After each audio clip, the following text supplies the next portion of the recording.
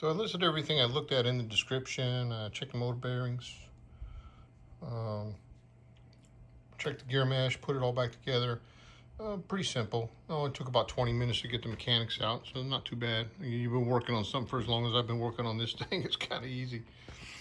But anyway, once it was all put back together and the gear mesh was set, I started turning the head backwards to see if I could notice anything. And there's a little spot on the main gear where you can hear a tiny little bump.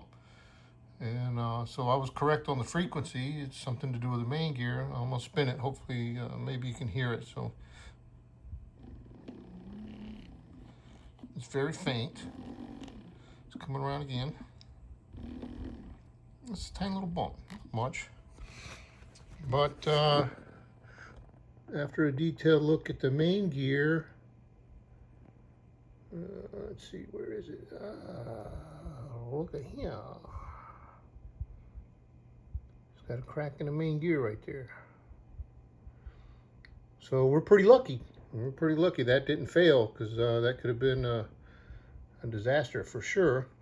And fortunately, I have an additional gear ready to go in. That's going to be tomorrow's task, and we'll start putting it back together and have it ready again for flight this weekend. So Homer lucked out on this one, buddy. Take care. Thanks for dropping by.